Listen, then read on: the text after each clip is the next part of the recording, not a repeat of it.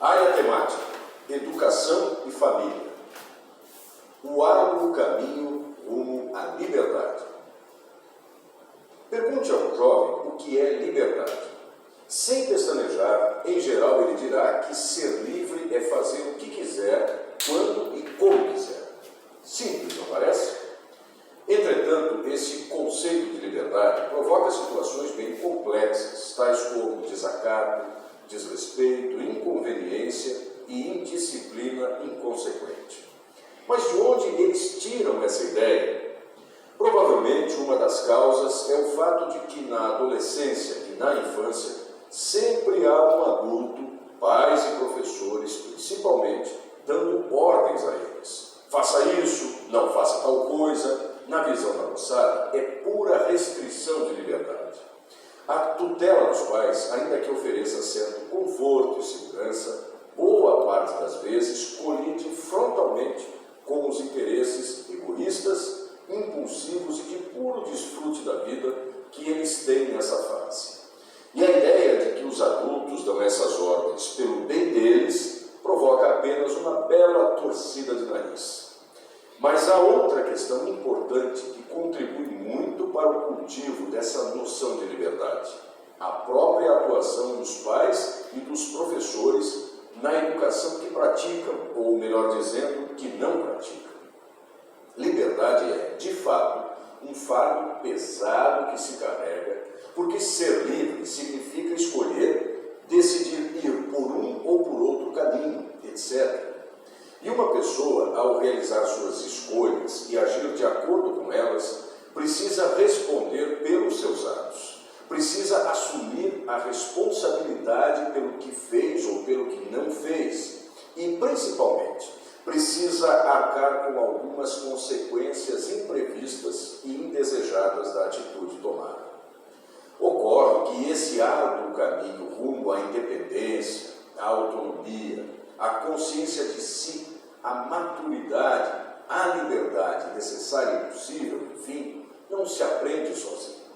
Deve ser ensinado tanto na teoria quanto na prática, ou seja, na vivência do cotidiano das crianças e jovens com seus educadores.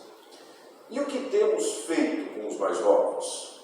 Vamos analisar algumas atitudes frequentes de pais e professores.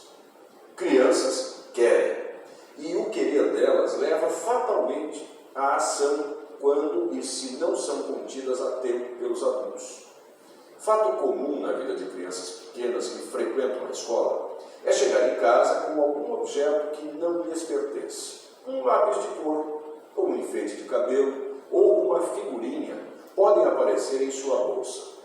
Quando arguidas sobre o fato, costumam dizer que não sabem como aquilo foi parar em meio a seus pertences, que acharam, que ganharam do colega.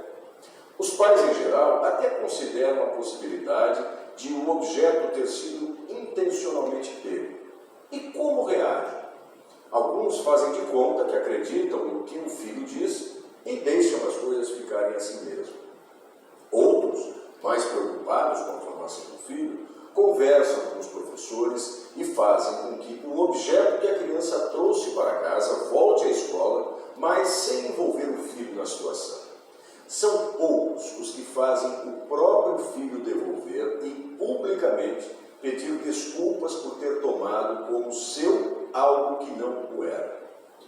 Os que têm filhos adolescentes facilmente culpam as más companhias por determinados atos que o filho pratica, como o uso de drogas. Culpar as tentações, os outros ou o contexto pelas decisões tomadas é uma boa saída do mundo atual. A escola, por sua vez, costuma passar aos alunos determinadas responsabilidades vinculadas a uma data que, quando não cumpridas, não levam a consequência alguma. Ou então, quando algum aluno tem uma atitude que atinge um colega, não costuma exigir retratação pública. O que ensinamos com isso? Em primeiro lugar, não damos a chance de um filho ou aluno se arrepender da decisão tomada.